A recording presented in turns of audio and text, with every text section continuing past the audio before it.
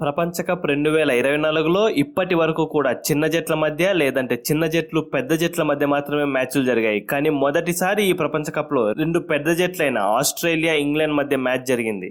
ఎప్పటిలాగే ఆస్ట్రేలియా జట్టు మరోసారి తన విశ్వరూపం చూపిస్తూ పూర్తి స్థాయిలో ప్రదర్శనతో ఇంగ్లాండ్ను చిత్తు చేసి విజయాన్ని దక్కించుకొని సింహగర్జన చేసింది. ఆస్ట్రేలియా ఆటగాళ్లు అన్ని విభాగాల్లో సమిష్టిగా రాణించడంతో ఇంగ్లాండ్ పూర్తిగా డిఫెన్స్లో పడి ఏం చేయాలో అర్థం కాక చేతులెత్తేసింది. 36 పరుగుల తేడాతో ఓడిపోయింది. Aussies spinner Adam Zampa England జట్టులో దూకుడుగా ఆడిన బట్లర్, ఫిలిప్ సాల్ట్ ను అవుట్ చేసి ఇంగ్లాండ్ను పూర్తిగా ఆత్మరక్షణలో పడేసి ఆస్ట్రేలియా గెలుపులో కీలక పాత్ర పోషించాడు. అందుకే అతడికి player of the match award కూడా దక్కింది. ఇంగ్లాండ్ జట్టులో విల్ జాక్స్ 100 స్ట్రైక్ రేట్తో ఆడగా జానీ బెయిర్స్టో 54 స్ట్రైక్ రేట్తో ఆడాడు. ఇంత భారీ స్కోర్ను ఛేదించాల్సిన మ్యాచ్లో దాదాపు 4 ఓవర్ల పాటు ఈ ఇద్దరు టెస్ట్ బ్యాటింగ్ చేశారు. దీంతో చేయాల్సిన లక్ష్యం భారీగా పెరిగిపోయింది. హ్యారీ బ్రూక్స్, లివింగ్స్టన్ కూడా 120 స్ట్రైక్ రేట్తో మాత్రమే బ్యాటింగ్ చేశారు. ఇంగ్లాండ్ బ్యాటర్లు T20 మ్యాచ్లో వన్డే టెస్ట్ మ్యాచ్ను తలపించే విధంగా బ్యాటింగ్ చేయడంతో వారికి ఓటమి తప్పలేదు. ఆస్ట్రేలియా నాణ్యమైన బౌలింగ్ కూడా ఒక ప్రధాన కారణమని చెప్పక తప్పదు. ఈ మ్యాచ్లో గెలవడం ద్వారా ఆస్ట్రేలియా జట్టు గ్రూప్ బిలో 4 పాయింట్స్తో మంచి నెట్ రన్ రేట్తో నెంబర్ 1 పొజిషన్లోకి చేరుకునింది. అదే సమయంలో ఇంగ్లాండ్ జట్టుకు మాత్రం డేంజర్ బెల్స్ మోగుతున్నాయి. ఎందుకంటే ఇంగ్లాండ్ జట్టు తన మొదటి మ్యాచ్ను స్కాట్లాండ్తో ఆడింది. కానీ ఆ మ్యాచ్ వర్షం కారణంగా రద్దయింది. దీంతో రెండు జట్లకు చెరొక పాయింట్ లభించింది. ఆసీస్తో జరిగిన మ్యాచ్లో ఘోరంగా ఇంగ్లాండ్ జట్టు ఓడిపోయింది. అదే సమయంలో స్కాట్లాండ్ మాత్రం తన రెండో మ్యాచ్లో భారీ తేడాతో గెలిచి మంచి నెట్ రన్ రేట్తో 3 పాయింట్స్తో రెండో స్థానంలో కొనసాగుతోంది.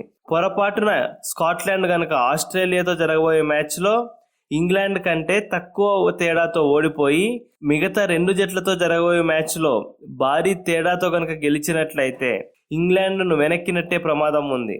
అప్పుడు ఇంగ్లాండ్ గ్రూప్ స్టేజ్లోనే నిష్క్రమించినా ఆశ్చర్యపోనవసరం లేదు. ఇంగ్లాండ్ జట్టు సూపర్ 8కు చేరాలంటే మాత్రం మిగతా మ్యాచ్ల్లో భారీ తేడాతో గెలిచి స్కాట్లాండ్ను వెనక్కి నెట్టాలి.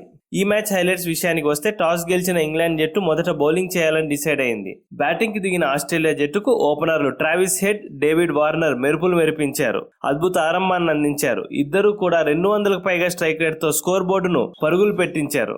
దీంతో పవర్ ప్లేలోనే ఇంగ్లాండ్ బౌలర్లకు చుక్కలు కనిపించాయి. వీరిద్దరిని ఎలా అడ్డుకోవాలో తెలియక ఇంగ్లాండ్ బౌలర్లు బిక్కమొహం వేశారు. చూస్తుండగానే ట్రావిస్ హెడ్ 18 బంతుల్లో 190 స్ట్రైక్ రేట్తో 34 పరుగులు చేయగా, డేవిడ్ వార్నర్ 16 బంతుల్లో 244 స్ట్రైక్ రేట్తో 39 పరుగులు చేశాడు.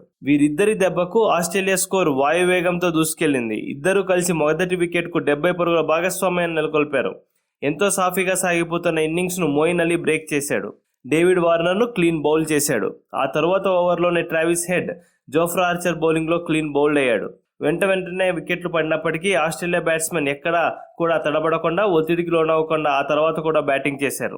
మిచెల్ మార్ష్, గ్లెన్ మ్యాక్స్వెల్ ఇద్దరూ కలిసి మూడో వికెట్కు 65 పరుగుల కీలక భాగస్వామ్యాన్ని మధ్య ఓవర్లలో నెలకొల్పారు.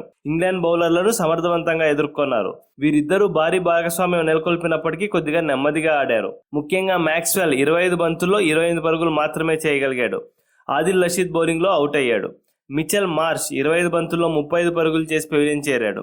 వీరిద్దరూ అవుట్ అయ్యాక క్రీజ్లోకి వచ్చిన టిమ్ డేవిడ్ 11 పరుగులు మాత్రమే చేసి వెనుదిరిగాడు. వరుసగా వికెట్లు కోల్పోయినప్పటికీ డెత్ ఓవర్లలో మార్కెస్ స్టోయినిస్ 17 బంతుల్లో 30 పరుగులు, మాథ్యూ వేడ్ 10 బంతుల్లో 17 పరుగులు చేయడంతో ఆస్ట్రేలియా జట్టు 20 ఓవర్లకు గాను 7 వికెట్లు నష్టపోయి 201 పరుగులు చేయగలిగింది.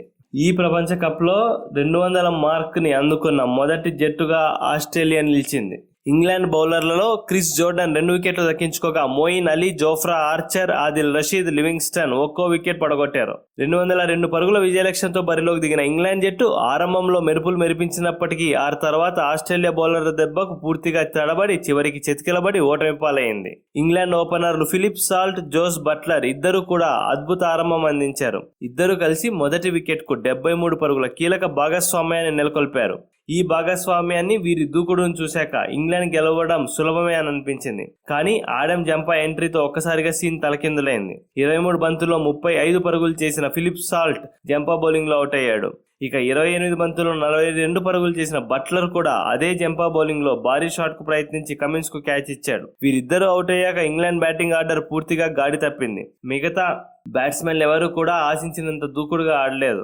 ఓపెనర్లు అవుట్ అయ్యాక క్రీజులోకి వచ్చిన విల్ జాక్స్ 10 పరుగులకు, జానీ బెయిర్స్టో 7 పరుగులకు వెనుదిరిగారు. కానీ చాలా బంతులను వృధా చేశారు. మిగతా బ్యాట్స్మెన్లలో మొయిన్ అలీ 25 పరుగులు, రియామ్ లివింగ్స్టన్ 15 పరుగులు చేసి పెవిలియన్ చేరారు. హ్యారీ బ్రూక్ 20 పరుగులు, క్రిస్ జోర్డన్ 1 పరుగు చేసి చివరిలో అజేయంగా నిలిచారు. ఓపెనర్లు తప్ప ఇంగ్లాండ్ బ్యాటింగ్ ఆర్డర్ లో మిగతా ఏ బ్యాట్స్మెన్ కూడా T20 స్థాయిలో అద్భుతంగా ఆడలేకపోవడంతో ఆస్ట్రేలియా చేతిలో ఓటమి పాలయ్యారు.